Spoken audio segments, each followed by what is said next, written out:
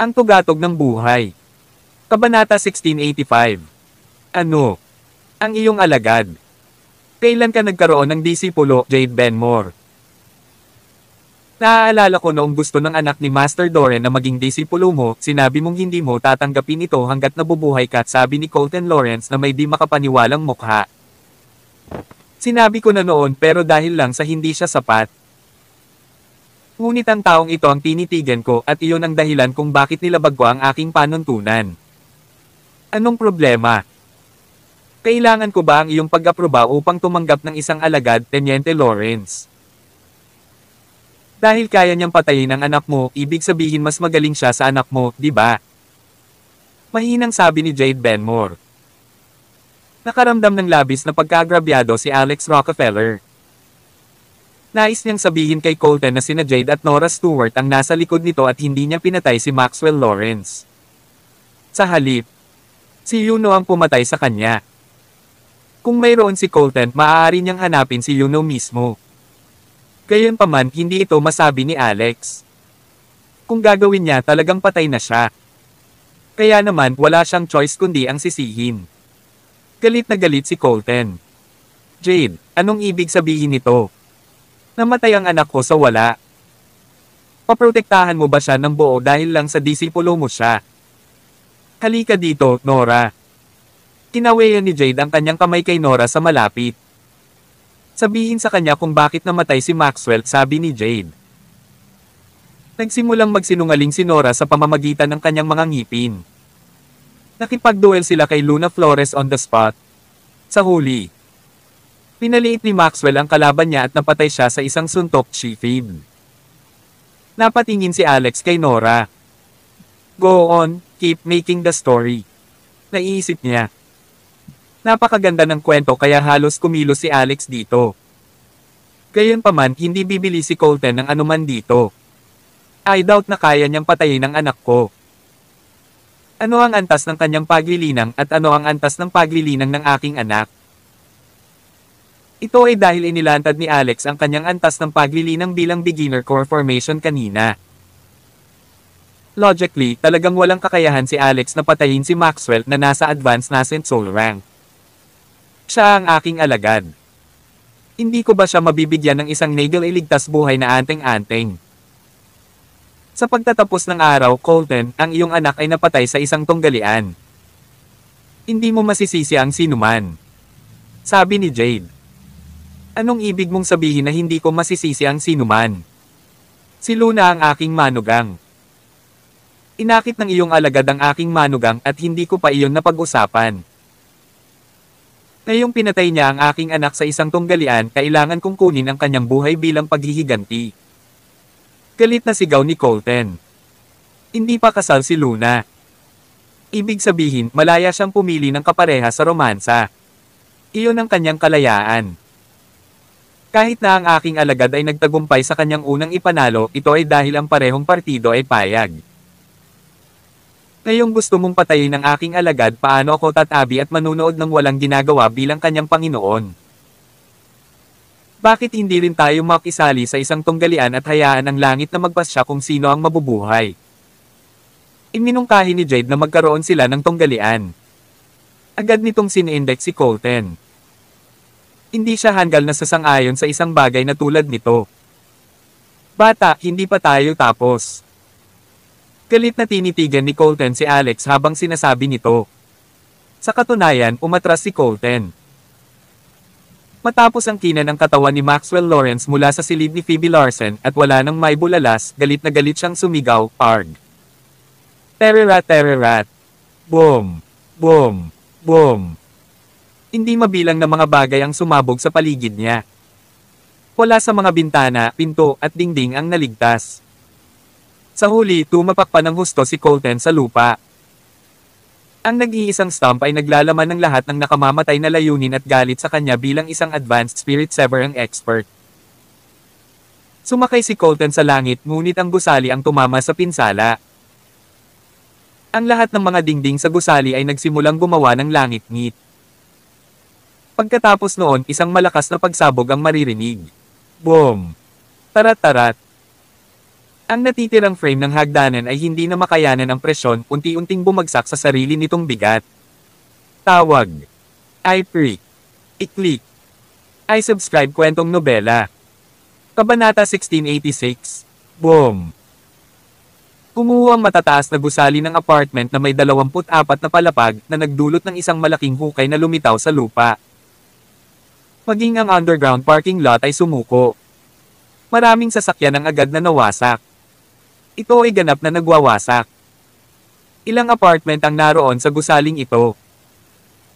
Ang Michigan ay kilala bilang ang pinakamahal na estado sa Amerika at ang mga presyo ng pabahay ay nangunguna sa mga pambansang chart. Maraming tao ang napakahirap na hindi nila kayang bumili ng bahay sa buong buhay nila. Ngayong gumuho na ang kanilang mga bahay at wala na silang tirahan saan sila pupunta. Hindi mabilang na mga tao ang nagsimulang umiyak at bawat isa sa kanila ay tumawag ng mga pulis. Hindi nila makita sina Alex Rockefeller, Jade Benmore, at Nora Stewart sa kalangitan sa gabi dahil nasa taas sila. Nasa kalagitnaan na rin ng gabi kaya paano nila makikita ang mga taong iyon. Galit siguro ang lalaking ito. Nagdulot siya ng napakalaking eksena. Maraming tao ang nanonood doon. Hindi na natin ito may tatago pa. Ito ay magiging lahat sa balita mamaya. Ang mga tao ay magsasabi ng lahat ng uri ng mga bagay, sabi ni Nora. Umiling si Jade. Si Maxwell ang paborito niyang anak. Kakaiba kung hindi siya magagalit. Akala ko papayag siya sa tunggalian. Mukhang pinapahalagahan pa rin niya ang buhay niya pero I'm sure hindi siya basta-basta susuko, she said.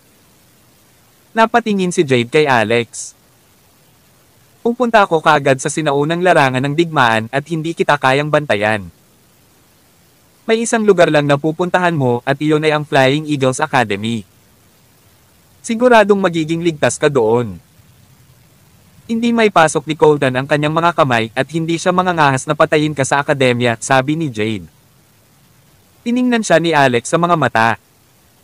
Hindi mo ba pinagplanuhan ang lahat ng ito noon pa man? Paano ang pamilya ko? Ano ang balak mong gawin para sa kanila? Walang gagawin si Colton sa iyo.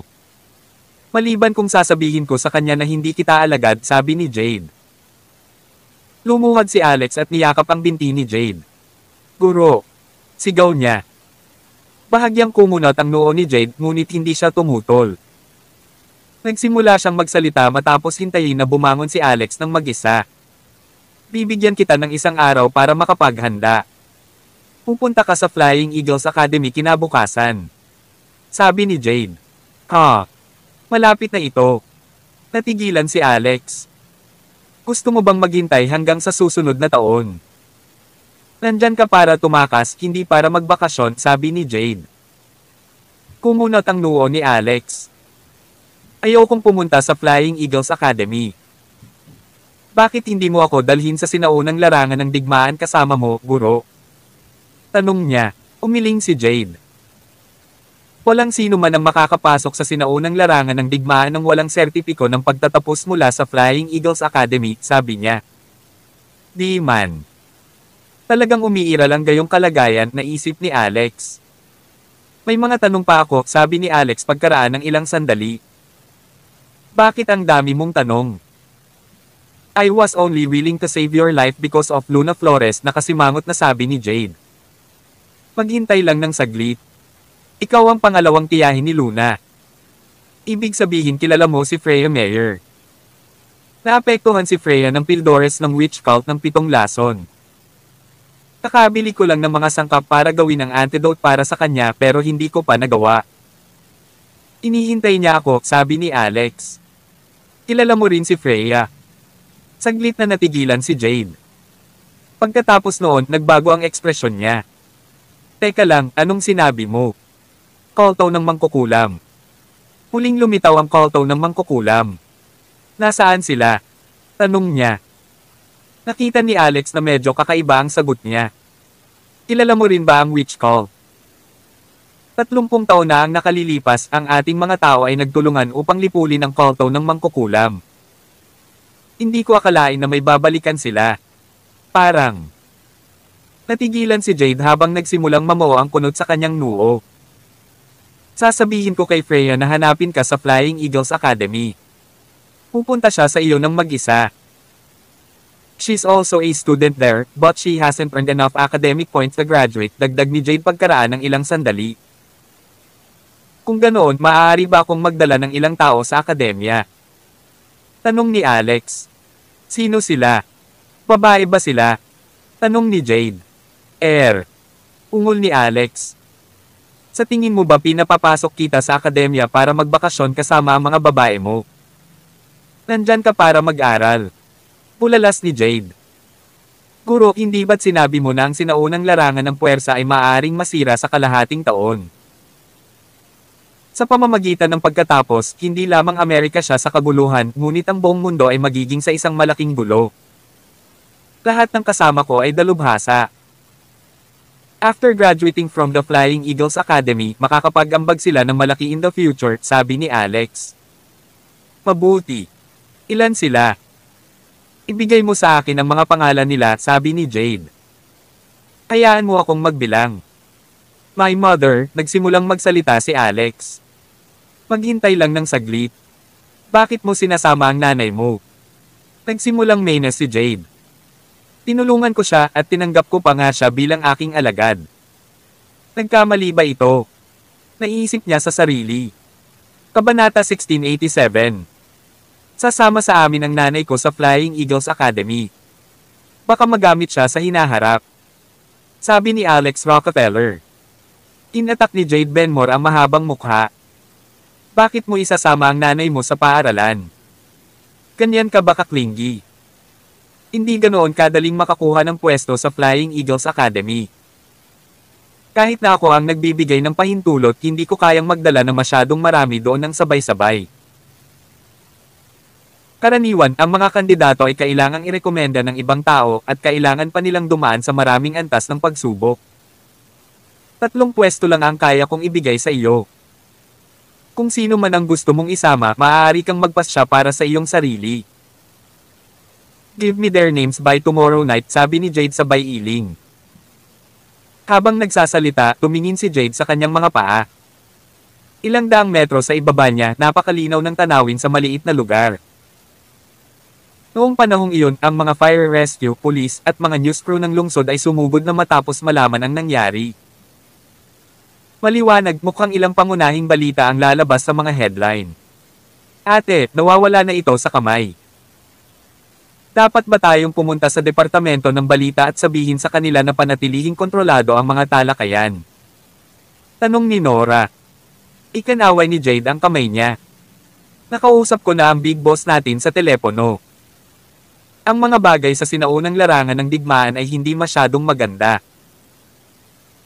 Kung talagang kalahating taon na lang ang natitira, panahon na para hayaan ang mga mamamayan na makakuha ng ilang impormasyon para maihanda nila ang kanilang sarili. Mula ngayon, natural na bubuo ang anumang balitang may kinalaman sa martial arts. Ang mga opisyal ng gobyerno ay hindi tutugon sa alinman sa mga ito. Sa katunayan, maaaring kailanganin pa nilang ituloy ang mga bagay-bagay ng palihim. Napabuntong hininga si Nora. Napakaraming pinagdaanan ng Amerika para ilagay ang pangalan natin sa mapa. Nagkaroon kami ng pag-asa na maging nangungunang bansa sa mundo. Sa ganitong alon ng mga pag-atake, tiyak na lalala ang ating ekonomiya. Lumalim ang tingin ni Jade. Ikaw ay mali. Ang panganib ay laging may kasamang pagkakataon. Kapag nasira ang sinaunang puwersa, ang kasalukuyang mga paraan ng ekonomiya at teknolohiya ay hindi na magiging pamantayan ng pagsukat ng lakas ng isang bansa. Sa halip, ito ay magiging martial arts capabilities. 30 taon nang nangunguna ang Amerika sa bagay na ito. Lalakas lang tayo in the future, she said. Siyempre, iyan ay ipagpalagay na ang Amerika ay hindi nolipol, dagdag ni Jade pagkatapos ng isang paghinto. Guro, wala bang force field entrance sa ibang bansa? Tanong ni Alex. Sa ngayon, wala pa kaming natuklasan na anumang mga hinala tungkol dito sa ibang mga bansa. Gayunpaman, maaaring may mga piitan doon, sagot ni Jade. May trabaho si Jade.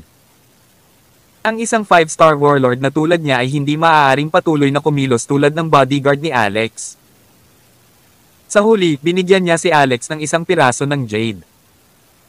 Itago mo ito sa lahat ng oras.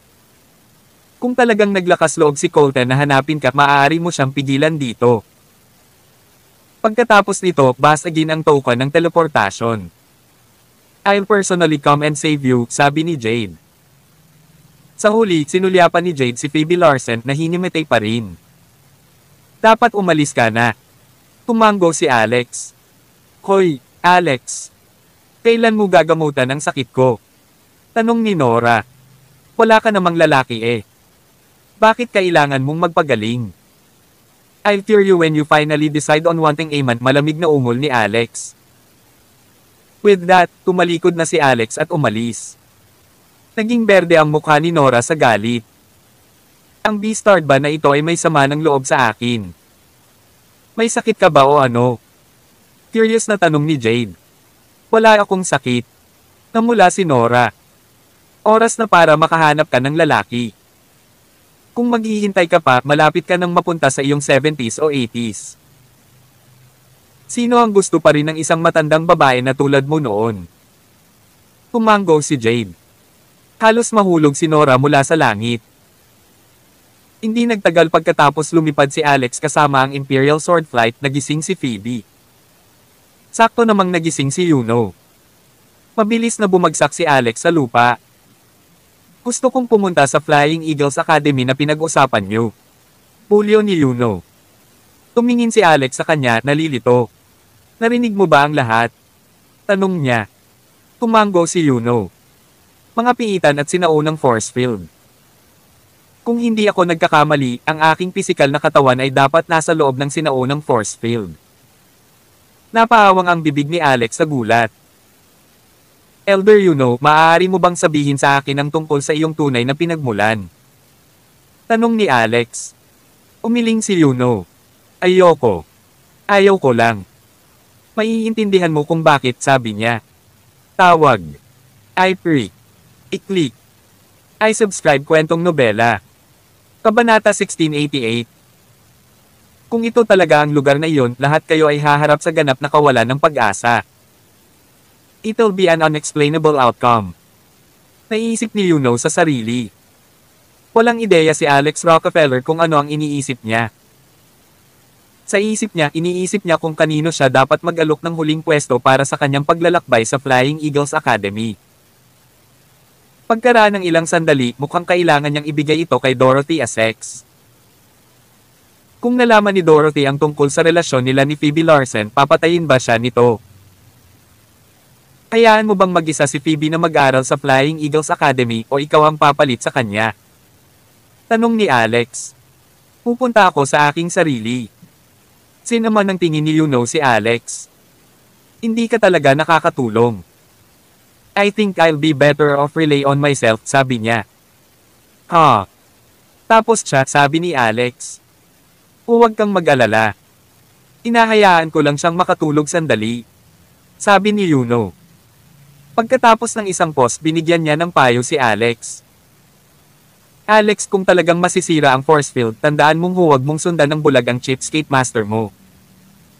Mamamatay ka ng mas maaga kaysa sinuman. Bago ka talagang maging malakas, mamamatay ka sa walang kabuluhang kamatayan kung susundan mo siya sa mga labanan. Maaari mo lamang patuloy na pagbutihin ang iyong sariling paglilinang at ipaglaban ang iyong paraan. Sa hindi kilalang hinaharap. Si Phoebe naman ay naglakad na mag-isa. Pagkatapos ay pumunta si Alex sa California kasama ang kanyang Imperial Sword Flight. Si Richard Asterisk. Sa internet, ang nag-iisang insidenteng iyon ay talagang nagdulot ng nakikitang ripple effect. Si Colton Lawrence ay nakalawit sa hangin sa itaas ng kapitbahayan. Pinasag niya ang mahigit 10,000 bintana sa isang dagandong at ginawang bumuho ang isang buong gusali sa pamamagitan ng pagtapak ng kanyang paa. Ang balitang ito ay dumating sa lahat na parang bombang nuklear na sasabog. Noon, nagkaroon ng malaking kaguluhan. Hindi bababa sa 10,000 tao ang nanood ng buong eksena na ni-record ang buong kaganapan gamit ang kanilang mga telepono. Sa katunayan, mayroong kahit isang tao na may isang high-definition telescope. Ang mga video na ito ay sunod-sunod na lumabas sa internet. Nakakapanghina ng anit ang nakakatakot na eksena sa labanan. Oh my God! Tingin ko dapat tulog pa ako. Bakit ganito ang mangyayari? Ang apartment ko ay nasa gusaling gumuho. Nagkomento ang isang user. Kung ganoon, mas mabuting matulog ka na lang. Baka nagising ka sa maling bahagi ng kama, may nagkomento sa ibaba. Noon, pinag-uusapan pa rin ng lahat kung ang martial honors ang limitasyon ng sangkatauhan. Ngayon, sinasabi sa atin ng insidenteng ito na hindi ito ang kaso. Makakalipad talaga ang mga tao.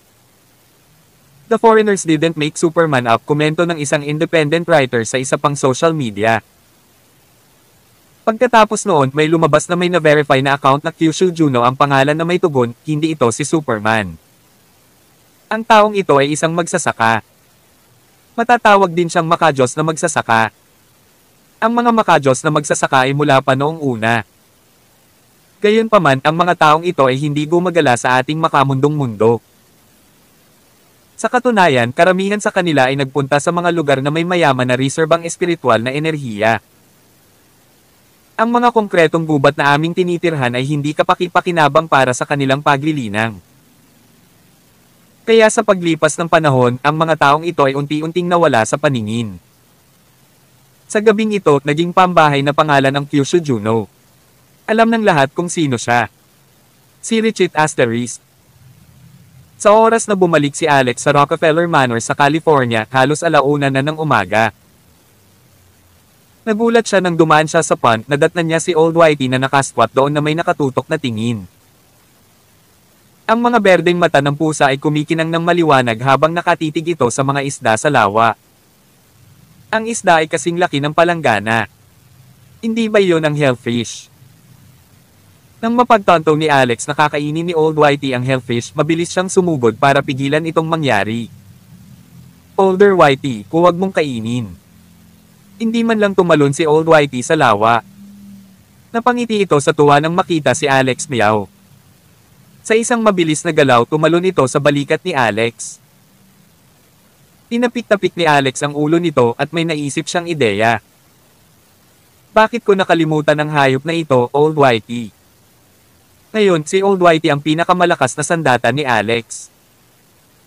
Kung si Colton Lawrence ay maglakas loob na lumapit, tiyak na mapapatambra siya ni Old Whitey na walang kabuluhan. Swoosh, swoosh, swoosh. Sa sandaling iyon, may ilang anino na biglang sumulpat mula sa labas, nagkataong damapo sa likod ni Alex. Kabanata 1689. Oh my goodness! Nagulat si Alex Rockefeller. Ano ang ginagawa ng mahigit 100 lalaking nakasuot ng itim sa kanyang asyenda sa kalagitnaan ng gabi? Nang lumingon si Alex para tingnan ang mga taong ito, nakita niyang nakatingin din ang mga ito sa kanya. Si Richard Asterisk. Galit na galit si Koda Mickey. Sinampal siya ni Maya Howard sa publiko. Sa tradisyon ng Hapon, ang mga babae ay sapat lamang upang ipanganak ang susunod na henerasyon at alagaan ang mga lalaki sa pang-araw-araw na buhay. Sila ay dapat na maging mas mababa sa lahat ng bagay. Sa huli, sinampal talaga si Koda ng isang babae. Nang gusto niyang mag-react, direktang itinapon siya ng mga bodyguard mula sa Lush Cosmetics sa isang tambak ng basura sa labas. Ito ay lubhang nakakahiya. Hindi maganda ang takbo ng negosyo ng Mickey Consortium nitong mga nakaraang taon.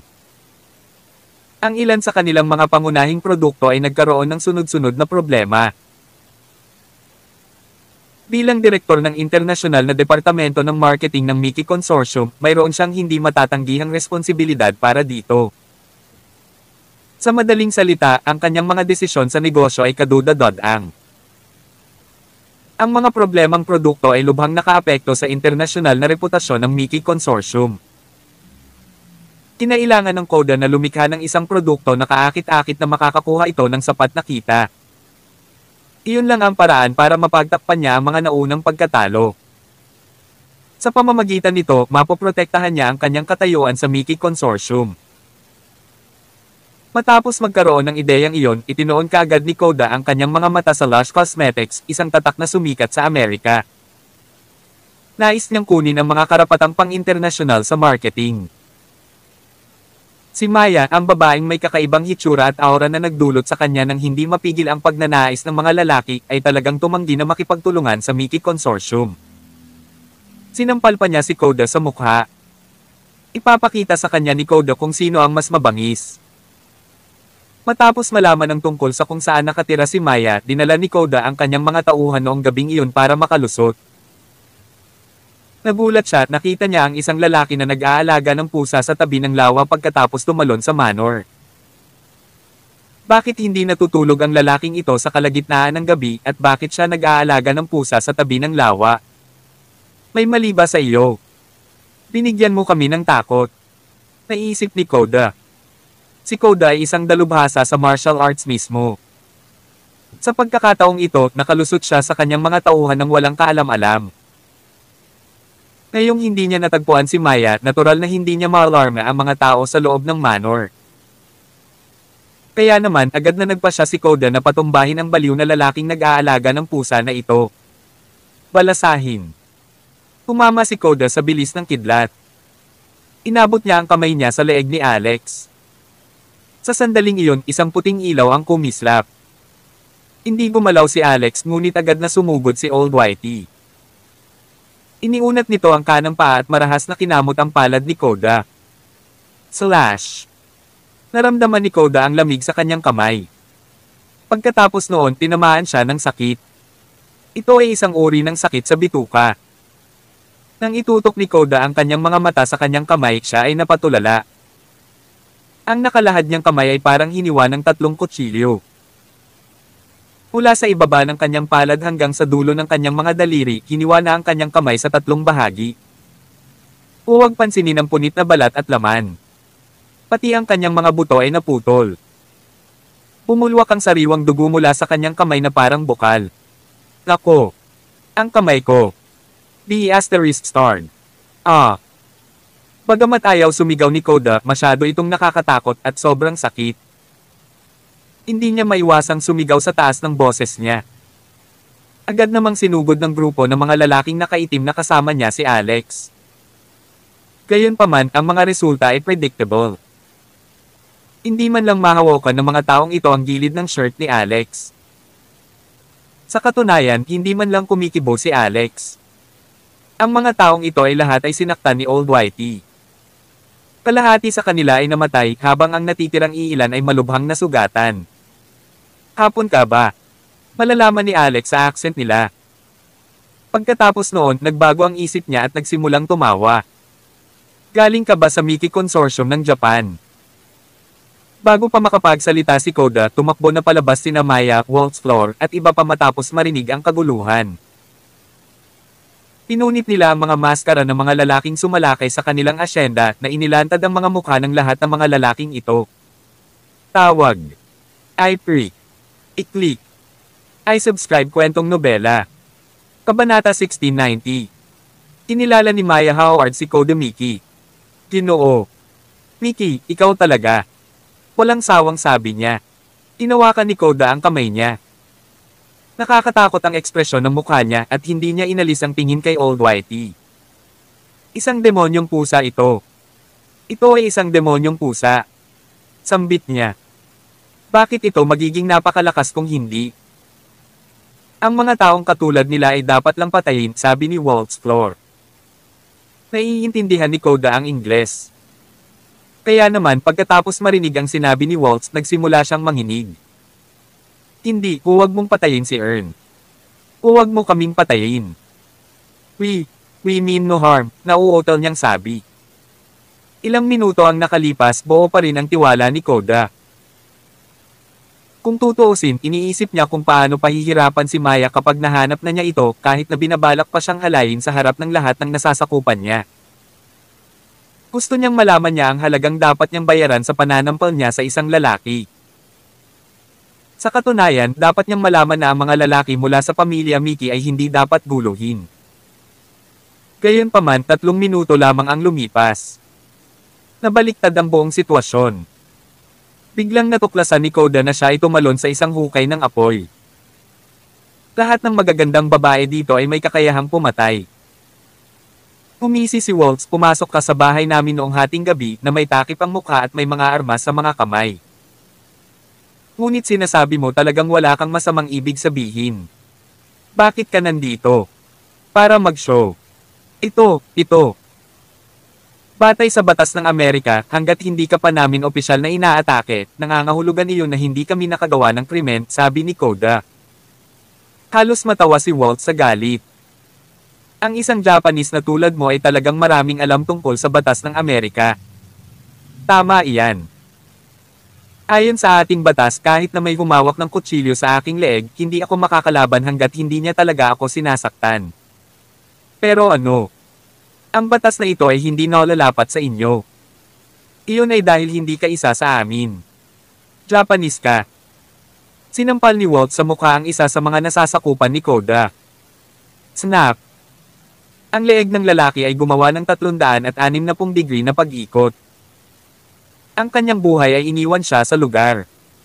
Halos malaglag ang mga mata ni Koda. Ang babaeng ito ay nakapatay ng isang tao nang hindi man lang natatakpan. Ito ay masyadong nakakatakot. Huwag kang pumatay sa gusto mo, Waltz. Panatilihin ang mga taong ito sa paligid. I'll put them to good use, sabi ni Maya. Maya, ano ang maaari mong gamitin sa ilang Japanese? Tanong ni Waltz. Napatingin si Maya kay Koda. Ito ang direktor ng International Marketing Department ng Miki Consortium. Siya rin ang ika-4 na anak ng presidente ng Miki Consortium. With him in my hands, I'll be able to do lots of things, sabi ni Maya. Halimbawa, tanong ni Waltz. Pumalaklak si Maya.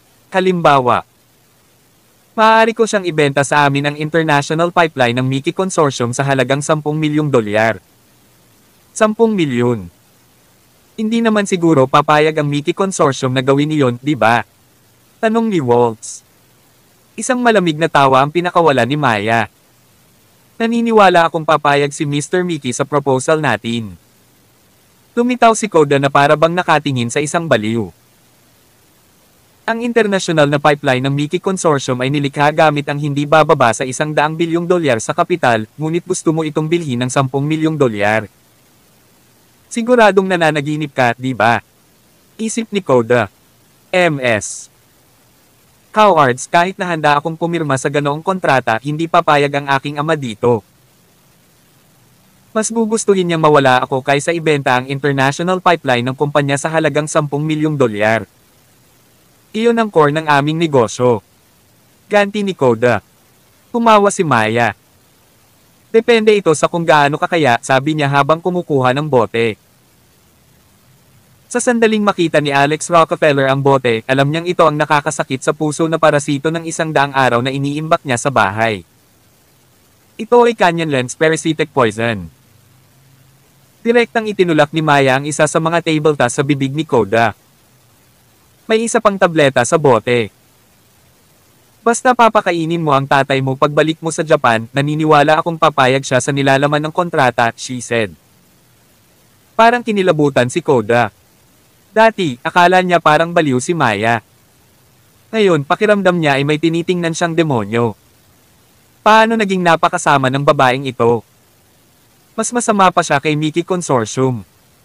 Anong pinakain mo sa akin? Gulat na tanong ni Koda. Malalaman mo rin sa lalong madaling panahon. Tiyak na hindi malilimutan ang lasa. Ulalas ni Maya.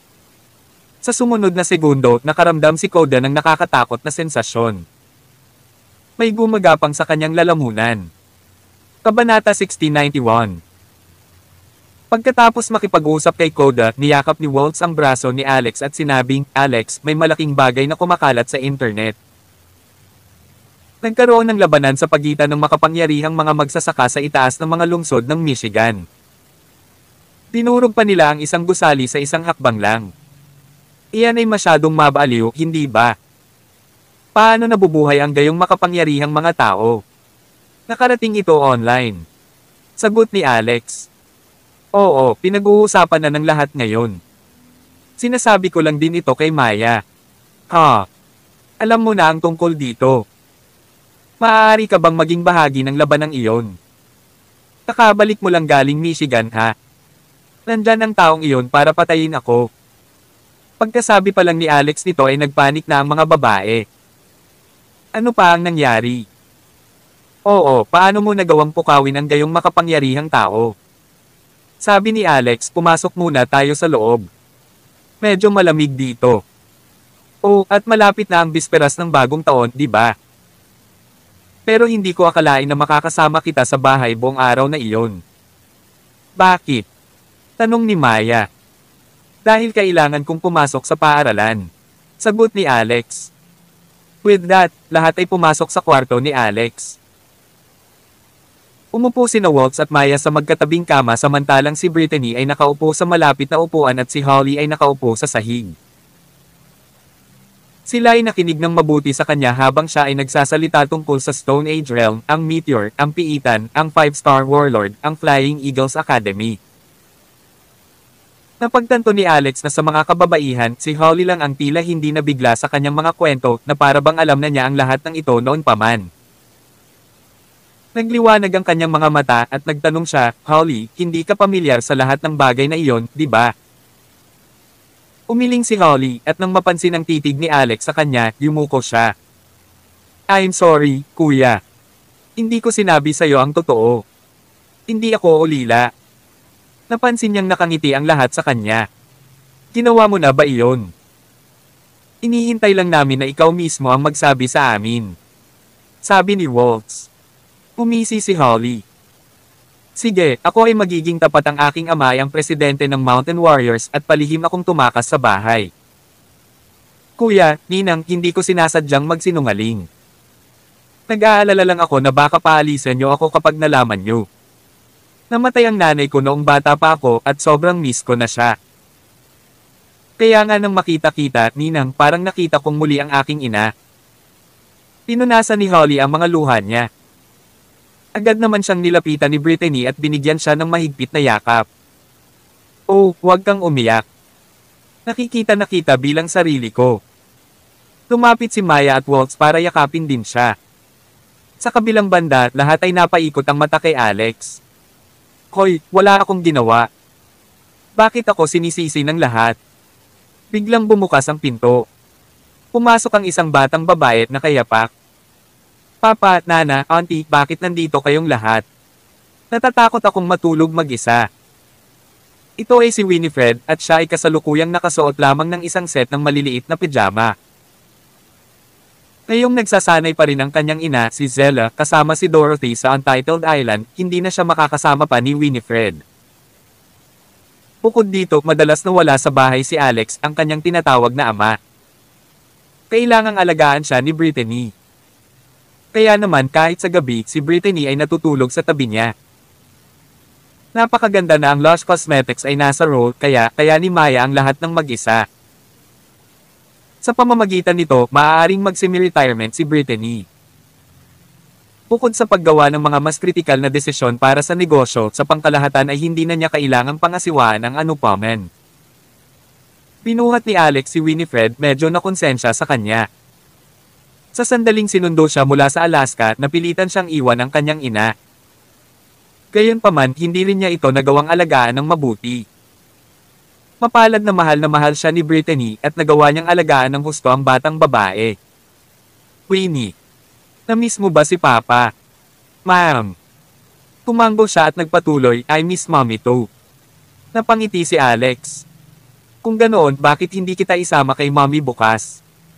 Nanlaki ang mga mata ni Winifred. Talaga. Tawag. I pre. I-click. I subscribe kwentong nobela. Kabanata 1692. Sumagot si Alex, syempre. Hindi dapat nagsisinungaling si Papa. Pangako sa hinliliit. Pangako sa hinliliit. Nang makitang nag-uusap ang dalawa, nagkatinginan sina Maya at Waltz, tila pareho ang iniisip. Sila ang unang nakalapit kay Alex at halos kalahating taon na rin ang lumipas mula nang magkasama silang lumipat. Kahit noon pa man, hindi pa rin nila nakakamit ang huling yugto ng kanilang relasyon na bahagyang nag-alala sa kanila. Gayunpaman, bilang mga kababaihan, hindi bababa sa mga kagandahan, mahirap para sa kanila na gumawa ng unang hakbang. Pagkatapos noon, inilabas ni Brittany sa kwarto sina Winifred at Holly. Gusto niyang matulog sa tabi ng dalawang hindi magkakaugnay na miyembro ng pamilya, ang kanyang anak na babae at apo, at gumugol ng oras sa kanila. Gayunpaman, hindi malinaw kung talagang sinusubukan niyang lumikha ng mga pagkakataon para mapalapit sina Maya at Walt sa kanyang anak. Kumuha si Walt ng isang bote ng alak at isang mataas na baso ng alak para sa bawat isa sa kanila. Kuya, alam mo ba na may ilang determinadong admirer si Maya kamakailan? Natigilan si Alex. Ha? Talaga? Sino sila? Tanong ni Waltz, ano? Gusto mo ba talagang malaman? Nilainggan ni Alex si Maya at napansin niyang naguguluhan ito na para bang isang dalagang umiibig. Nang makita niya ito, bahagyang hindi siya komportable at nagseselos dahil tiningnan niya ang kapatid na babae na ito bilang kanyang babae pagkatapos ng lahat. Bagamat wala talagang nag-iisip tungkol sa kanilang relasyon, nagyakapan, naghalikan, at natulog na sila noon pa. Ang natitira na lang ay ang huling yugto kaya hindi niya lubos na naunawaan ang pagbabago ng puso. Sa hindi inaasahang pagkakataon, sagot ni Maya. Waltz, bakit mo ako pinag-uusapan? Magsalita ka para sa iyong sarili. Maaaring ang celebrity na iyon mula sa Hong Kong ay idolo ng milyon-milyong babae, ngunit nagawa niyang umakyat sa iyong mga opisina para habulin ka. Binigyan ka pa niya ng bulaklak at kotse. So, kumusta sa kanya? Koy kuya, gusto mo bang tulungan siyang magbantay? Malungkot ang ekspresyon ni Alex na para bang sinaksak siya sa bituka. Isang buwan lang akong wala. Paano ito binago ng husto ng mga bagay? May nagsusumikap bang ituloy ito sa kanila? Kailangan kong mawala ng hindi bababa sa kalahating taon sa susunod. Ibig sabihin ba noon, baka engaged na sila? Kuya, bakit mukhang masungit? Ayaw mo bang makahanap ng boyfriend si Waltz? Sa sobrang pagkadismaya ni Alex ay masusuka siya ng dugo sa puntong ito. He mumbled unwillingly, di ba may boyfriend na siya? Bakit kailangan niya ng iba? Ha? Sino ito? Hindi ko ba siya boyfriend? Pero hindi mo siya tretuhin na parang girlfriend. Ang mga boyfriend ay dapat mahalin at alagaan at i-spoil ang kanilang mga kasintahan, ngunit hindi mo kailanman ipinahayag ang alinman sa mga iyon. Ang kabataan ay pansamantala, alam mo ba? Hindi mo ito maibabalik kahit anong pilit mo. Kaya bakit hindi dapat? She find her Mr. Right at this age. Sa tingin ko ang celebrity ay isang magandang lalaki. Mukha siyang magaling at marunong din siyang kumanta at umarte. Higit sa lahat, tama ang pakikitungo niya kay Waltz. Sasabihin ko na magkakaroon din sila ng isang cute na maliit na sanggol. Tumingin si Waltz sa ekspresyon ni Alex at tumawa. Oh Maya, itigil mo na yan. Medyo nahihiya ako dito. Dapat mong kunin ang iyong sarili ng isang lalaki at magpakasal tayo ng magkasama. Maging saksi rin natin si Alex. Siya ay magiging isang dakilang tiyuhin sa ating mga anak. Lalong nagalit si Alex nang marinig niya ito, ngunit parang may hindi tama. F*** pagiging saksi. F*** being an uncle. Inubos niya ang buong baso ng alak at hinawakan ang dalawa sa braso. Mabuti. Nakikita ko kung paano ito. Kaya pareho kayong nag-iisip at nag-uusap ng mga lalaki, ha? Nagsisimula kang mag-isip ng kasal, ha? Saka mangarap kung gusto mong ako ang maging saksi. Hindi ako magiging tiyuhin ng bata. Gusto kong maging ama. Sigurado ka ba, Alex? Siyempre ako. Kung gayon, gumawa tayo ng ilang mga sanggol ngayon din. Sasagutin ka nila at tatawagan kang tatay. Dahil doon, nagkagulo ang silid. Matapos gumugol ng isang buong gabi na walang tulog, naubos ang lakas ni Alex. Namumugto ang kanyang mga mata habang ang kanyang isip ay malabo. Noong panahong iyon, si Maya, na ang paglilinang ay makabuluhang bumuti, ay humihingi ng paumanhin sa kanyang baywang. I'm so sorry, Alex. Hindi ko rin alam na haantong sa ganito. Kabanata 1693. Pabalik-balik na ikan-away ni Alex ang kamay na tila nang hihina pa. Huwag kang humingi ng tawad, wala akong silbi. Masyado akong mahina. Agad na sinabi ni Waltz, kuya, kukuha lang ako ng gamot. Alin ang gusto mo? Kailangan mo bang lagyang muli ang iyong enerhiya ng dugo o ang iyong mga bato? Ako. Hindi sa tingin ko makakatulong ang mga replenish. Sana lang ay hindi ito makapinsala sa aking paglilinang.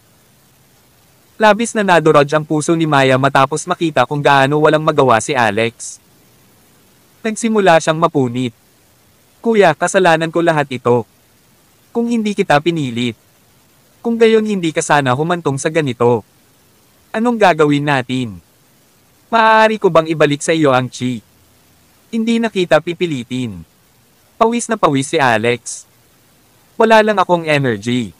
Ayos lang. Sisiguraduhin ko lang na magiging matatag ako mula ngayon.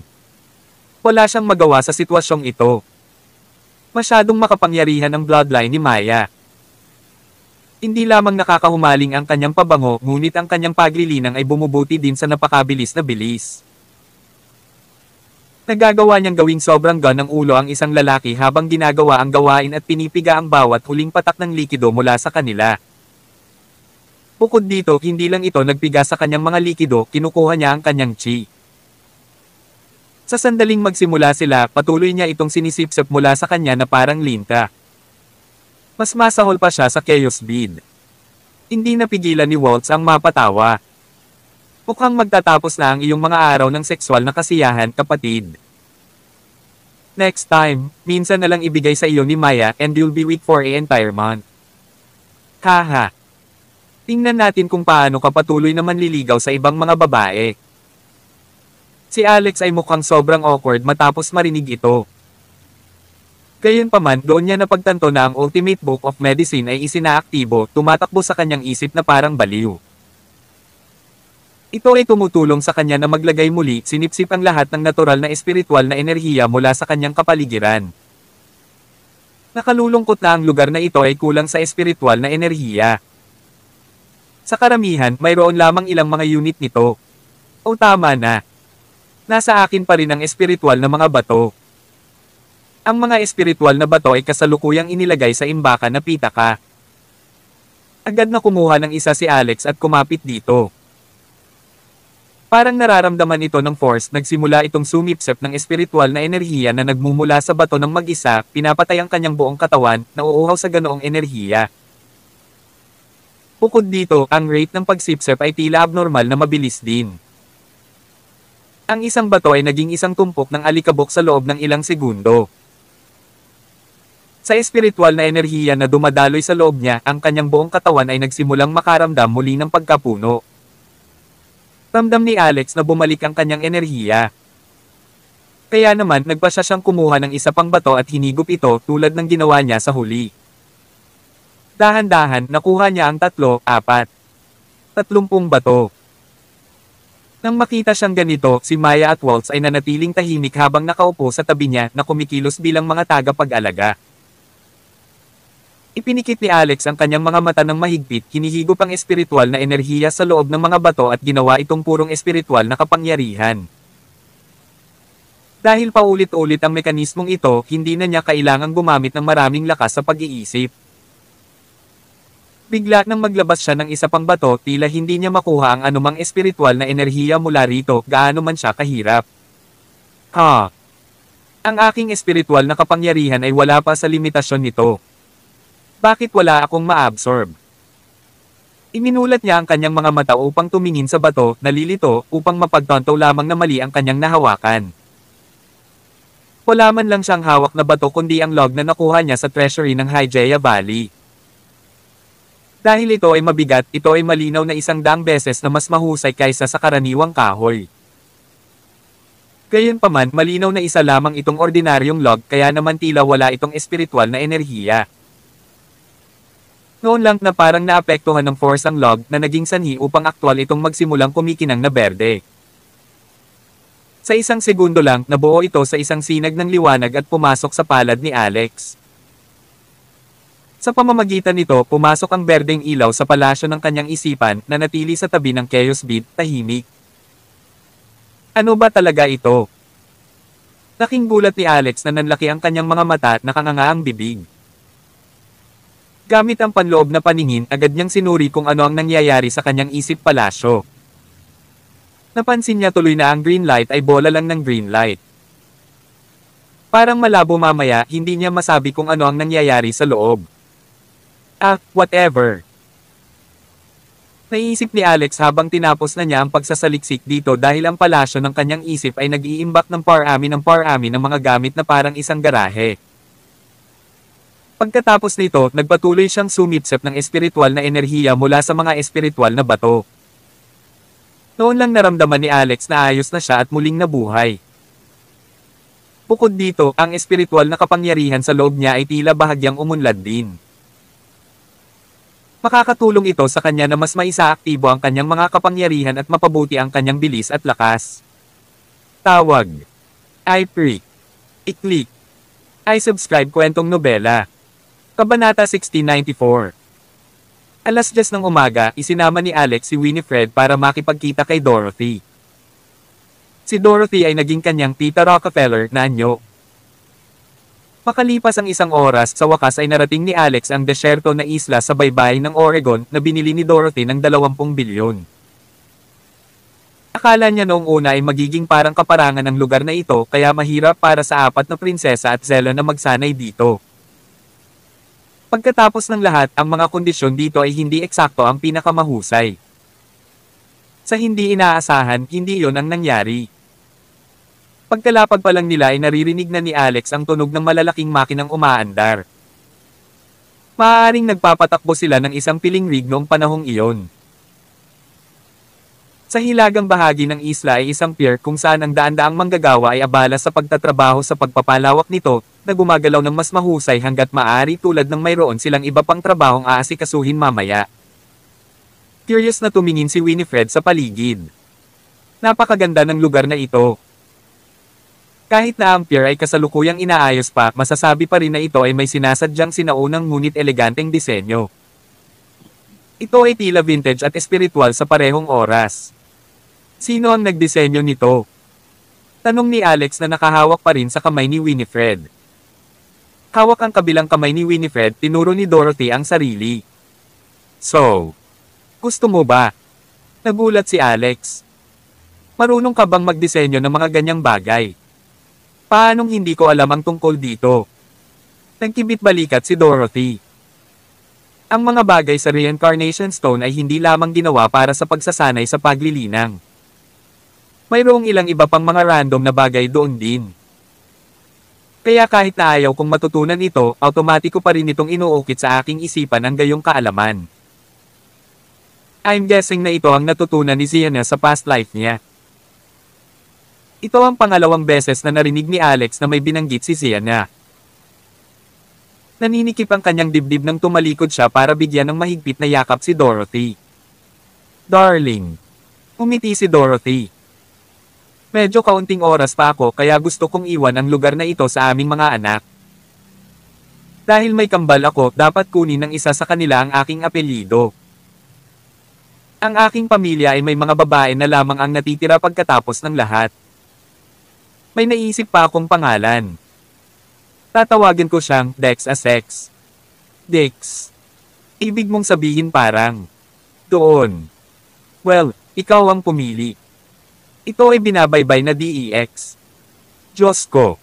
Sige na. Inaplos ni Alex ang tiyan ni Dorothy. Paano ka nakakasigurado na magbubuntis ka sa pagkakataong ito? Tila tiwala si Dorothy. Kung hindi ko kayang makamit ang isang bagay na napakaliit, kung gayon paano ako magiging isang makapangyarihang magsasaka? Talagang minamaliit mo ang kapangyarihan ng isang nascent soul master. Habang patuloy silang nag-uusap, hindi nagtagal ay dumating na ang tatlo sa gitna ng isla. Nagulat si Alex sa eksenang iyon. Ang lugar na ito ay ginawang ganap na bagong lungsod. Hindi lang marami silang matutuluyan, mayroon pa silang malaking plaza. Noong panahong iyon, sina Zella at ang iba pa ay nagsasanay sa sutra ng puso ng Fair Maiden. Binilang ni Alex ang ulo at napansin niyang 8 sila sa kabuuan. Bukod sa 4 na prinsesa at Zella, strangers ang 3 pa pero puro babae. Ang 8 babae ay nagawang gawing battle formation ang mantra ng magkasama. Mas mapanira ang lumaban ng magkasama kaysa lumaban ng mag-isa. Nang mapansin ang pagkalito ni Alex, ipinaliwanag ni Dorothy, nakahanap ako ng isa pang 3 potensyal na magsasaka. Lahat sila ay mayroon ng espiritual na mga ugat at talento sa paglilinang. Sa pagkakasama nilang 8, makakabuo sila ng deadlock formation. Doon lang nila maipapakita ang kanilang tunay na kapangyarihan. Zella, halika nga dito. Sumenya si Dorothy sa babae sa plaza. Napansin agad ng 8 babae sina Alex at Dorothy pagdating nila, lalo na si Zella. Malapit na siyang sumugod nang makita niya ang kanyang anak. Ngayong tinawag na siya, halos tumakbo siya patungo sa kanila. Mommy. Sobrang namiss ka ni Winnie. Tumakbo rin si Winifred sa kanyang ina. Saka mahigpit na niyakap ng mag-ina ang isa't isa. Noon lang may ibang babae na lumukso papunta kay Alex at napasigaw. Alex. So ikaw talaga. Bakit? Ano ang nagdadala sa iyo dito? Marahan ang pagpikit ng mga mata, napabulalas din si Alex. Priscilla. Kabanata 1695. Si Priscilla ay isa sa mga disipulo ni Michelle. Siya ay isang napakalakas na babae, isinasaalang-alang na siya ay may dugong Kyohilios. Minsan, hiniram pa ni Alex ang ilan sa kanyang dugo upang makatulong na gamutin ang parasitic worm kay Lian, ang asawa ni Jack. Nais niyang sanayin ng personal si Priscilla noong panahong iyon, ngunit si Michelle ang unang tumingin sa kanya at inalis niya ang pag-iisip na iyon. Bakit ka nandito, Priscilla? Tumigil ka na ba sa pag-aaral? Tanong ni Alex na gulat pa rin. Magkakilala ba kayo? Tanong ni Dorothy. No wonder parang pamilyar ang martial arts ng batang babae na ito. Ikaw ang nagturo sa kanya ng sining ng Kyohilios, tama ba? Umiling si Alex. Hindi, ginawa ni Michelle. With that, kinuwento ni Alex sa kanya ang lahat ng nangyari. Sinabi ni Dorothy, ang binagong bersyon ng mga Kyohilio na ginawa mo ay masyadong mahina. Hindi ito makakatulong sa kanya na makamit ang mas mataas na antas ng paglilinang. Si Priscilla ay may maraming potensyal at ang kanyang espiritual na mga ugat ay medyo mataas din. Hanggat binibigyan natin siya ng oras, mawawala ang kanyang kapangyarihan sa mundong ito. Nalampasan na niya si Michelle sa puntong ito. Noon lang lumapit din sa kanila ang isa sa 4 na prinsesa na si Suzuko. Hoy, Master Alex, matagal na tayong hindi nagkikita. Katulad ng dati pero ibang aura ang dala niya. Ngayon siya ay mukhang mas tiwala at mayabang. Nanunuya pa ang tingin niya habang nakatingin kay Alex. Nagtataka ako kung nag-improve ka ba sa iyong mga kasanayan kamakailan. Gaano ka nag-improve, Ham? Dahil gusto kong makipagsapalaran sa iyo. Ang babae ay nagtataglay pa rin ng sama ng loob sa kanya dahil sa pagkatalo sa kanya at pagkulong sa kanyang kaibuturan. Pagkatapos ng pagsasanay kasama si Dorothy, pinagkadalubhasaan niya ang isang bahagi ng Fair Maiden's Heart Sutra, lalo na pagdating sa 1-to-1 na labanan. Ngayong nakilala niya si Alex, gusto niyang subukan ang kanyang mga kakayahan sa kanya. Sa katunayan, ito rin ang isa sa mga layunin na kanyang hinahangad. Gusto niyang mapasailalim siya sa paa niya balang araw. Natigilan si Alex. Gusto mo makipag-spar sa akin? Hindi naman kailangan yan, di ba? Ha, natatakot ka ba, Master Alex? Tanong ni Suzuko. Sinulyapan ni Alex si Dorothy at sumagot, sige, dahil malakas ang loob mo na hominin ako, ipakita mo sa akin kung gaano ka nag-improve. Idinagdag ni Dorothy, ang Suzuko ay napabuti ang pinakamabilis dito, kaya huwag masyadong magtiwala, kung hindi, maaari mong kainin ang iyong mga salita. Hindi ka tutulungan kahit na umiyak ka dahil sa pagkabugbog. Masisisi mo lang ang sarili mo sa pagiging mahina. Nang marinig ito ni Alex ay bahagyang nataranta. Mukhang naging makapangyarihan na si Suzuko ngayon. Sige. Paano ito? Noon, hindi mo man lang masira ang depensa ko. Kaya tingnan natin kung kaya mo ngayon. Kung kaya mo, aaminin ko ang pagkatalo ko. Napangiti si Alex. Bakit hindi rin tayo tumaya? Tanong ni Suzuko. Isang taya. Okay, ano ang gusto mong tayaan? Nang marinig ito, lumapit din ang 3 pang prinsesa, sina Seryo, Byako, Genbo, at ang iba pang mga babae.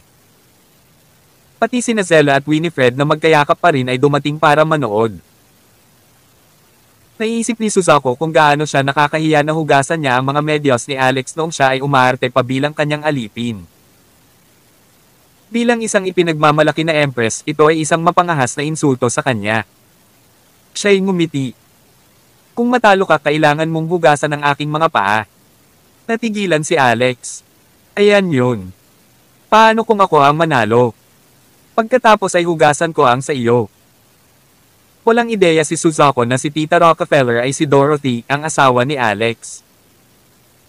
Kung ginawa niya, hindi siya kailanman gumawa ng ganoong taya. Gayunpaman, inisip ng lahat dito na si Tita Rockefeller ay tiyahin lamang ni Alex, kaya ang gayong postahan ay hindi magiging awkward sa lahat. Halika sa akin pagkatapos. Bahagyang itinaas ni Alex ang kanyang kamay, hindi gumagalaw kahit isang pulgada mula sa kinatatayuan niya habang pinapagana niya ang kanyang mystic armor. Nagsimulang lumitaw ang mga pattern ng shell ng pagong sa ilalim ng kanyang balat. Tawag. I-Pre. I-Click. I-Subscribe kwentong nobela. Kabanata 1696. Ang magiliw na sipa ng Fair Maiden. Agad naman siyang binigyan ng marahas na pag-atake ni Suzaku. Isang malakas na pagsabog ang pumuno sa hangin habang ang mga anteng-anteng ay nabuo sa paligid ng kanyang mahabang binti na sinipa si Alex mismo sa dibdib. Ang eksenang ito ay mukhang marahas ngunit maganda na labis na natakot kay Winifred kaya napapikit siya at sumigaw, "Mag-ingat ka, Papa." Ano? Ang batang babae na iyon ay ang kanyang anak na babae. Di ba ibig sabihin asawa na niya si Zella? Sa loob ng apat na prinsesa, naalala pa rin ni Seryo at Byako kung ano ang ginawa sa kanila ni Alex, kaya't nagtanim din sila ng sama ng loob sa kanya. Si Zella, gayunpaman, ay nagsasanay sa sutra ng Fair Maiden sa ilalim ng patnubay ni Tia Rockefeller. Nagawa nilang isagawa ang 8 Desolated Killing Formation na nangangailangan ng lahat na i-connecta ang isip at kaluluwa. Kaya naman, normal lang na trituhin nila ang isa't isa na parang magkapatid. Paano tayo magpapalipas ng oras sa isa't isa pagkatapos nito? The Asterisk Man. Isang malakas na kalabog ang umalingaw-ngaw sa hangin habang ang dilaw na liwanag ay sumikat mula sa katawan ni Alex. Tinanggap niya ang tama ng madali.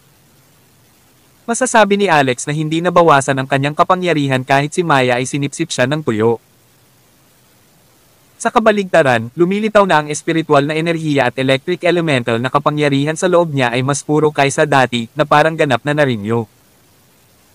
Bukod dito, ang kanyang depensa, ang mystic armor, ay mas malakas kaysa dati. Hindi niya maiwasang makaramdam ng pasasalamat. Mukhang pakanabangan ko pa ang pagsipsip ng tuyo. Napakalakas ng bloodline ni Maya. Kung mas malakas ang katawan at stamina ko, hindi ba lalakas ang powers ko kung araw-araw ko siyang kasama? Gayunpaman, masyadong mabilis na naubos ang mga espiritual na bato at wala rin siya ng marami sa mga ito. Ikalawang galaw, ang bagyong kamao ng Fair Maiden. Agad na naglunsad si Suzaku ng pangalawang pag-atake pagkatapos na hindi gumana ang una. Kanina lang kalahati pa lang ng kanyang kapangyarihan ang ginamit niya pero ngayon, ginamit niya ang 8% nito. Bish! Bish! Bish! Nang walang anumang babala, sinuntok niya ito ng 3 sunod-sunod na beses. Ang liwanag ng mystic armor ay patuloy na sumisikat sa katawan ni Alex ngunit hindi ito nasira. Ngayon ito ay nagiging kawili-wili. Kung gusto mo talagang hugasan ko ang iyong mga paa, kailangan mo ng higit na kapangyarihan kaysa doon. Sabi ni Alex. Kumunot ang noo ni Suzaku. Hindi niya inaasahan na ganito kalakas ang depensa niya. Akala niya ay 10 beses siyang mas malakas kaysa dati. Noon, isa lang siyang mystic rank fighter. Gayunpaman, pagkatapos pumunta dito, sinabi sa kanila ni Tia Rockefeller na ang mga mandirigma ay hindi naiiba sa mga ordinaryong tao. Kung hindi sinimulan ng isa ang kanilang paglalakbay sa paglilinang, ang lahat ng kanilang mga kapangyarihan ay pandaraya lamang ng hindi bumubuo ng Basing Core para sanayin. Sa kasalukuyan, nalampasan na niya ang maraming yugto at nabuo ang kanyang base core, naging isang tunay na cultivator. Ang kanyang kasalukuyang cultivation ay nasa Spirit Transcendence level din.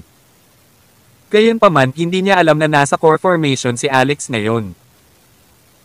Sa makatuwid ang kanilang mga kapangyarihan ay nasa isang makabuluhang pagkakaiba. Si Alex sa kabilang banda ay natural na napansin na si Suzuko ay nasa Spirit Transcendence, ngunit ang kanyang mga pag-atake ay bahagyang mas malakas kaysa sa karaniwang mga Spirit Transcendence cultivator. Ito ay malinaw na salamat sa Fair Maiden Heart Sutra. Pagkatapos ng pangalawang pag-atake, napagtanto ni Suzuko ang isang agwat sa pagitan nila pagkatapos niyang hindi masira ang depensa ni Alex. Namutla ang mukha ni Suzuko habang nagtanong saang yugto ka ng cultivation. Kakalampas ko lang sa core formation tribulation kanina, sagot ni Alex. Sa pagmumuni-muni, napagtanto ni Suzuko na mayroong dalawang malalaking yugto at 6 na maliliit na puwang sa pagitan nila. Bukod dito, ang pag-upgrade mula sa Divine Transcendence hanggang core formation ay isang napakahirap na hamon. Ang core formation ay ang yugto kung saan maaaring simulan ng isa ang kanilang paglalakbay sa cultivation sa loob ng cultivation world. Marami ang natigil sa Divine Transcendence sa mga magsasaka at higit pa ang namatay sa panahon ng kidlat na kapigatian. 8 sa 10 tao ay hindi sapat ang lakas upang mabuhay ito. Nagsalita si Dorothy. Huwag mong ipagsiksikan ang sarili mo. Mayroon kang malaking agwat sa pagitan mo upang magbot. Maliban kung kayong 8 ay magsama-sama at gumamit ng 8 Desolated Killing Formation, hindi ninyo mababasag ang kanyang maliit na baw ng pagong. Hindi ko akalain na masisira ng 8 Divine Transcendences ang depensa ko kahit na magsama sila, tanong ni Alex. Hindi numero ang problema. Ito ang agwat sa pagitan ng ating cultivation powers. Gusto mo bang tumaya dito? Tanong ni Dorothy. Sigurado ako na masisira nila ang depensa mo kung magsasama sila. Tanong ni Alex, ano ang postahan natin noon? Sinabi ni Sergio, kung matalo ka, kailangan mong hugasan ang lahat ng aming mga paa. Kabanata 1697. Gusto ni Alex na makita kung gaano kalakas ang 8 Desolate Killing Formation. Sa pangalan pa lang, talagang nakakatakot na. Sige na. Sumasang-ayon ako sa taya na ito. Walang pag-aalinlangan niyang sabi at tumawa. Dahil kasama si Zella sa team, ibinaba niya si Winifred at bumaling kay Alex. Ang 8 Desolate Killing Formation ay hindi lang basta formation na ginawa ng 8 taong kilala mo. Ang kapangyarihan nito ay talagang napakalaki kaya mag-ingat. Sabi ni Suzuko, Hoy Zella, saang panig ka ngayon? Kung kusa kang magmadali sa kanya, ano ang silbi ng taya na ito? Maaari ka lamang pumili ng isang panig, ang iyong lalaki o kami. Namula si Zella. Hindi ko siya lalaki. Kung gayon, bakit tinawag siya ng iyong anak na papa? Siya ang kanyang ninong. Nagsalita si Dorothy. Ito ay magiging isang patas na laban kaya huwag magmadali. Kung masusumpungan ko ang sinuman sa inyo na gumagawa nito, ang kanilang mga core ay masisira at sila ay itatapon sa islang ito. Tanong ni Alex, kailangan mo bang maging ganoon ka-brutal? Tumanggo si Dorothy. Ito ay upang maiwasan mo na subukan ang anumang kalokohan. Ibigay mo sa amin ang lahat o talagang iniisip mo na hindi ka matatalo. Umiti ng mapait si Alex at umiling. Nako, tita, wala kang ideya kung sino ang nakasama ko nitong mga nakaraang araw. Ilang araw na akong nakikipaglaban at nakatakas lang ako. Kailangan kong bumalik sa pagtatago bukas dahil hindi ko na talaga sila kayang labanan. Kahit isang alagad lang ay kaya akong bugbugin na parang punching bag. Ano? Paano ito posible? Maliban kung... Okay lang, mamaya ko na sasabihin lahat ng detalye. Subukan muna natin ang hukbo ng mga babae mo. Sa ilang sandali lamang, ang 8 babae ay tumayo ng magkasama, nakatayo sa kakaiba ngunit kakaibang mga pagkakalagay. Sumigaw si Winifred kay Alex, kaya mo, Papa. Napalingon siya kay Zella. Kaya mo rin, Mommy. Hoy, saang panig ka ba, anak? Nasa gitna ng 8 Desolated Killing Formation si Suzuko. White Tigress Power Realm. Sigaw niya. Sing-sing. 8 sa kanila ay agad na lumipat sa kanilang mga posisyon. Ang bawat isa ay naglabas ng matinding aura habang pinupuno ng espiritual na enerhiya ang hangin. Sa 8 kababaihan, si Suzuko ang pinakamalakas na manlalaban dahil siya ay nasa gitnang yugto ng Spirit Transcendence. Tatlo sa kanila ay nasa yugto rin ng spirit transcendence, samantalang ang iba ay nasa mas mababang yugto. Sa lohikal na paraan, hindi magiging posible para sa naturang koponan na talunin ang isang nagsasaka sa yugto ng core formation. Gayunpaman, pamilyar na pamilyar si Alex sa mga formation circle. Nakita niya kung gaano kaakit-akit ang forma sayo na ito. Nakinabang ang bawat posisyon sa koponan. Walang anumang mga pagkukulang o pagbubukas sa lahat. Ang forma sayo na ito ay maaaring mag-adjust ng naaayon sa kapangyarihan ng kanilang kalaban. Ang White Tigress Power Realm pagkatapos ay bumuo ng puting tigress sa itaas ng ulo ng mga babae. Mukha itong surreal na may taas na 20 metro. 1,000 snowy blades. Sigaw ulit ni Suzaku. Sumunod ang White Tigress kay Alex at inatake ito. Dagendong. Umungol ito sa langit. Nagbago ang ekspresyon ni Alex. Alam niya na ang pag-ataking ito ay mas malakas kaysa kay Suzaku. Hindi lamang nito ikinonekta at binuhay ang espiritual na kapangyarihan sa kanilang walo, ngunit nakakuha pa ito ng tulong mula sa espiritual na kapangyarihan mula sa kalikasan na ginagawang mas makapangyarihan ang forma sayon. Naiwasan ni Alex ang pag-atake, ngunit pinili niyang huwag. Naglagay nga siya ng taya para makita kung masisira ba nila ang kanyang depensa pagkatapos ng lahat. Siya ay tumingin mabangis habang siya stomp kanyang paa, activated kanyang armor sa kanyang maximum na depensa. Nakabuo ito ng isang yellow turtle shell shield sa harap niya. Boom! Tarat-tarat! Ang pag-atake ay dumapo sa kalasag ng malupit. 3 segundo lang ang nakayanan ni Alex. Pagkatapos nito, nabasag ang kalasag. Ang 1,000 snowy blades ay nanalo sa taya ng madali. Kabanata 1698. Tila isang avalanche, ang pag-atake ay bumaba kay Alex na parang 1,000 bumabagsak na bato. Pinaikit ni Alex ang kanyang mga mata at tinawag ang Sword of the Universe, ginamit ito para bumuo ng formation circle. Boom, boom, boom, boom, boom, boom. Napuno ng malalakas na pagsabog ang hangin.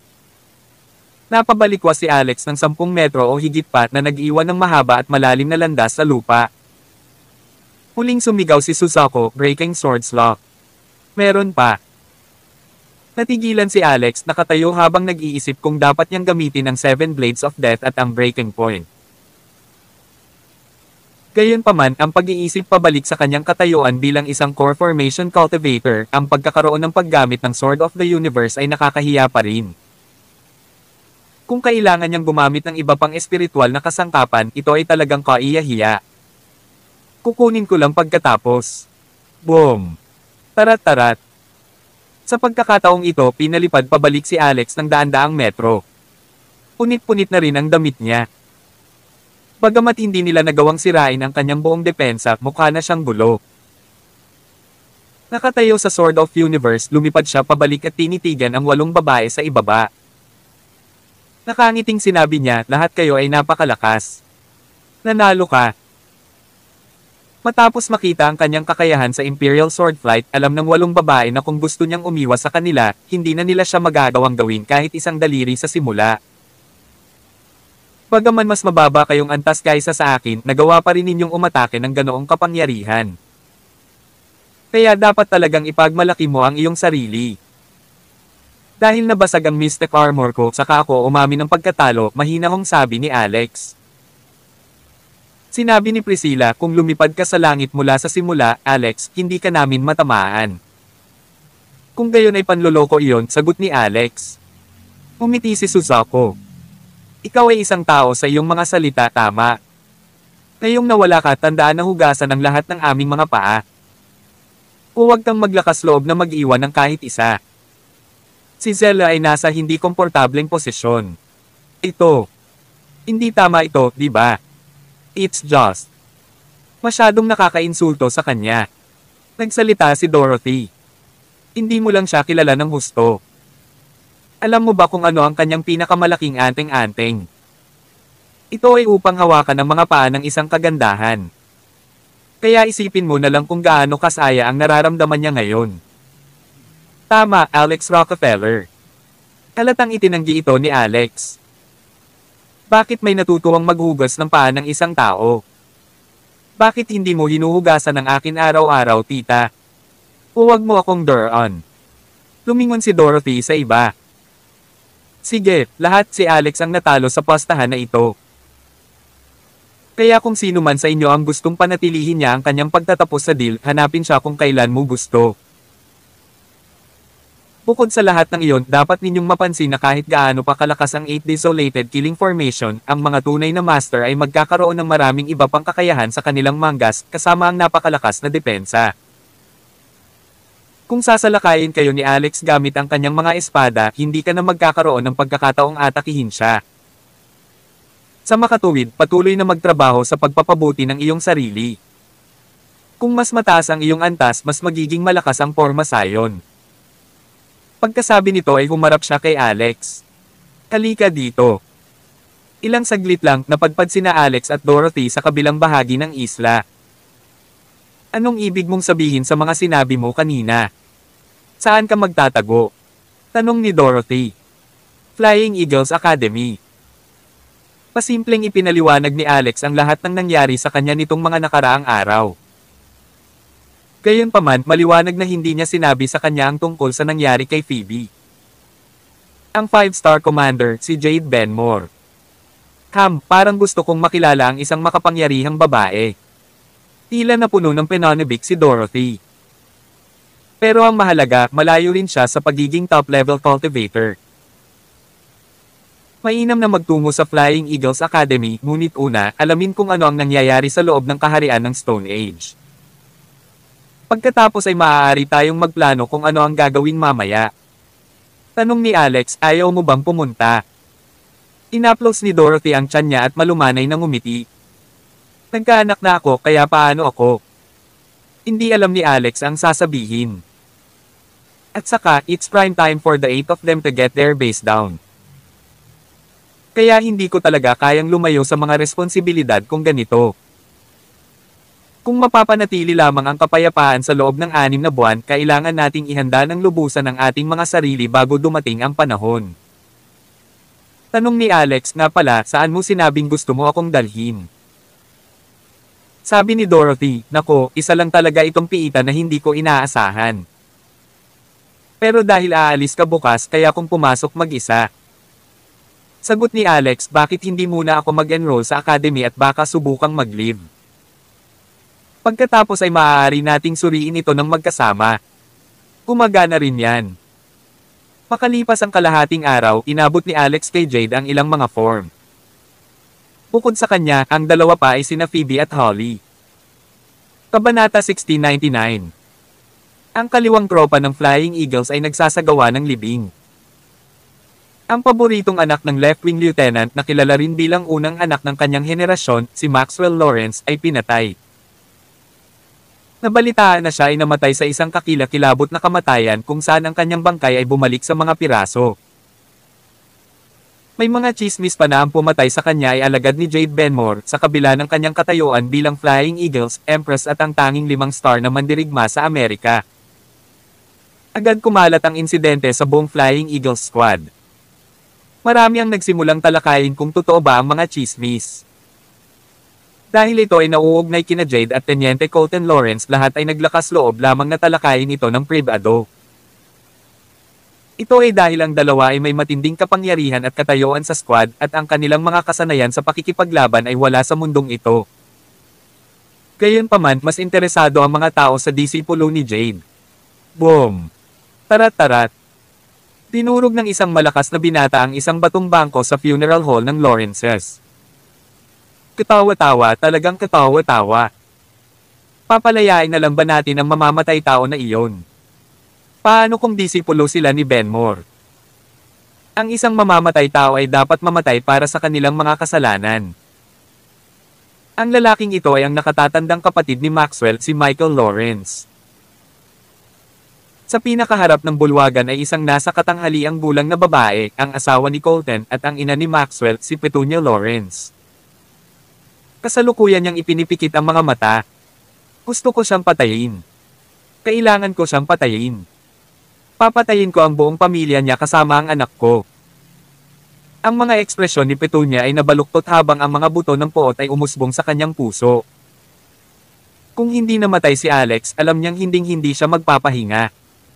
Colton, walang kwentang piraso ng shitty. Napanood mo ang pagkamatay ng iyong anak at ang kanyang katawan ay naputol. Hindi mo man lang hilingin kay Benmore na ibigay ang salarin. Anong bait mo? Anong kagalingan mo? Nako, anak ko.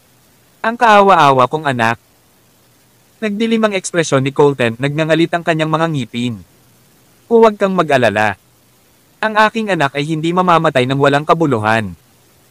Hinding-hindi ko mapapatawad ang bastos na iyon. Ngunit hindi tayo maaaring magpadalos-dalos ngayon. Ang babaeng iyon na si Benmore ay umaasa na sa kabila. Gagawin ko ang isang bagay na labis para mapatay niya ako ng angkop na dahilan. Nagtanong si Michael, Tay, sa tingin mo ba si Benmore ang nag-utos sa kanyang disipulo na patayin si third brother? Sumagot si Colton, ano sa palagay mo? Siyempre, ginawa niya. F***C, what a BT. How dare she? After a short pause, Michael said, hindi ba may nagsabi na pupunta ang bastard sa Flying Eagles Academy? Fine then, I'll have him dead the moment na mag-enroll siya. Ang mga taong namatay sa akademya ay walang kinalaman sa atin. Sa isang tusong tingin, kinuha ni Michael ang kanyang telepono at nag-dial ng numero. Si Richard Asterisk. Sina Alex, Phoebe, at Holly ay kasalukuyang nasa isang helicopter na umalis sa Michigan. Ang kanilang destinasyon ay ang Flying Eagles Academy. Walang ideya si Alex kung paano nakumbinsi ni Yuno ang mga magulang ni Phoebe, ngunit kahit papaano ay pumayag sila na palayain siya. Sinabihan pa nila si Alex na alagaan siyang mabuti. Kahit anong tingin nito, halatang tinuturing na ni Grace si Alex bilang kanyang manugang. Gayunpaman, hindi pa rin sigurado si Alex kung alam ng mga magulang na ginawa niya ang gawain kay Phoebe. At muli, ang isang matalinong babae tulad ni Grace ay dapat mag-isip ng isang bagay sa pamamagitan lamang ng pagmamasid sa kilos ni Phoebe. Si Wayne naman ay hindi masyadong nagsalita tungkol dito, nagpahayag lang ng bahagyang pagkagulat nang mabalitaan niyang pupunta sila sa Flying Eagles Academy. Pagkatapos noon, nanatili siyang tahimik, parang alam niya kung ano ang academy. Sa katotohanan, walang ideya si Alex na ang mga opisyal na tulad ni Wayne ay nagkaroon ng isang lihim na pagpupulong upang maghanda para sa isang pag-atake. Dahil ang kaharian ng panahon ng bato ay maaari lamang mapanatili sa loob ng 6 na buwan, alam ng mga nakatataas sa Amerika na kailangan nilang gumawa ng ilang mga paghahanda ng maaga. Hindi napapansin ng mga mamamayan ang katotohanan na ang pamahalaan ay mabilis na nagtatayo ng higit pang mga tirahan sa paglipas ng panahon. Sa pamamagitan nito, kahit na mawala ng kontrol ang sitwasyon, masisiguro pa rin nila ang kaligtasan ng karamihan sa kanilang mga mamamayan. Kaya naman, mas nagulat si Wayne na ang kanyang anak na babae ay kwalipikadong masangkot sa gayong mga bagay. Kabanata 1700. Si Nora Stewart ang taong nagpipilot sa helicopter. Bahagya nitong ikinaini si Alex simula nang hindi niya gusto ang babaeng ito hanggang ngayon. Noon pa man ay sinusubukan niyang makipag-usap sa kanila. Uy Al, parang ang Flying Eagles Academy sobrang laki. Kaya ihanda ang iyong sarili sa pag-iisip. Naiisip mo na ba kung anong subject ang kukunin mo? Gusto mo bang bigyan kita ng pangkalahatang paglalarawan ng lahat ng ito? No thanks, magtatanong lang ako pagdating ng oras. Mahuhuli na kapag nagtanong ka. Parang busy talaga ang mga tao sa academy. Kaya bakit magkakaroon sila ng oras at lakas upang sagutin ang lahat ng iyong mga katanungan? Pumikit si Alex at nagkunwaring natutulog na ikinagalit ni Nora. Siya clenched kanyang ngipin. Hoy, brat! Hanggang kailan ka magiging ganito kabasto sa akin? Ito ay hindi tulad ng ito ay isang malaking deal o anumang bagay. Kamusta ka naman? Binuksan ni Alex ang kanyang mga mata. Sa aking libro, hindi ko bibigyan ng pangalawang pagkakataon ng mga nagtaksil sa akin. Talaga bang pinagtaksilan kita? Oo. Hindi nakaimik si Nora. Hindi naintindihan ni Holly at nagtanong, kaya dati ikaw ang babae ng kapatid ko. Pero nauwi sa pagdaraya. Hindi ako bulag, sagot ni Alex. Ang pahayag ay labis na ikinagalit ni Nora kaya ang helicopter ay nagsimulang umindayog. Anong ibig mong sabihin? Sinasabi mo bang pangit ako? Ikaw na mismo ang nagsabi. Anong F? Dahil wala na silang maayos na pag-uusap, pinapilot ni Nora ang helicopter na ito na parang isang jet. Nais niyang mapatay na lang niya ang lahat ng kanyang mga pasahero sa isang pag-crash. Sa wakas, narating ng helicopter ang pasukan ng Flying Eagles Academy. Tinatamad na lumapag si Nora, sumirit basta bumaba na kayo. At huwag mong sabihin hindi kita pinaalalahanan, Pang. Ang mga tropa ng kaliwa ay magkakaroon ng libing para kay Maxwell Lawrence nitong ilang araw kaya hindi pa rin sila matatag sa ngayon. Maraming gustong patayin ka ngayon at siguradong may mga estudyante dito na malapit sa mga Lawrence. Kaya mag-ingat ka. Tumanggo si Alex. Salamat. Sa wakas, normal na ang pagsasalita mo. Ilagay mo ang iyong sarili sa aking sapatos, sabi ni Alex. Magiging masaya ka ba kung may nanloko sa'yo ng ganyan? Kailangan mong gumawa ng mas mahusay kung gusto mong pagalingin ko ang iyong sakit o maaari kang makipagkalakalan gamit ang mga bagay tulad ng pagbuo ng mga blueprint. Pagkatapos sabihin iyon, hinawakan ni Alex sina Phoebe at Holly at tumalon pababa ng helicopter. Si Richie Asterisk. Ang Flying Eagles Academy ay matatagpuan sa baybayin ng Oregon, isang natural na isla. Ang islang ito, gayunpaman, ay hindi nakachart sa anumang mga mapa at walang satellite ang makakahanap ng lugar na ito. Nang si Nora ay nagpipilot ng helicopter, kailangan niyang dumaan sa ulap ng fog. Ang hamog na iyon ay ang pasukan sa kaharian na ito, ang buong isla ay nakapaloob dito. Pagkalapag, napansin nilang 2 kilometro lang ang pasukan sa akademya. Ang mga pintuan ay ilang kilometro ang taas na umaabot sa langit. Sila ay tumingin lubhang maluho.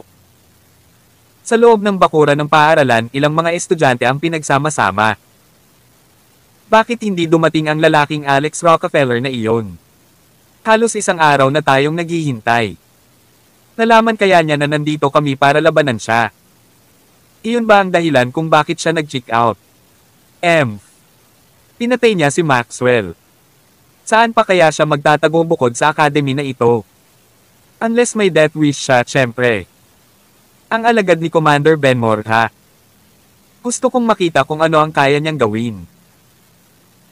Makapangyarihang mga lalaki at babae ang nasa loob ng grupong ito na naging sanhi ng takot sa mga nakababatang estudyante na iniiwasan nila sila sa lahat ng paraan. May mga nagtuturo at nagchichismisan pa mula sa malayo. Bakit naghihintay sa gate ang mga miyembro ng Black Tiger Corps? May malas bang araw? Balita ko may mga newbies na darating ngayon. Nandito kaya sila para kunin sila? Ano?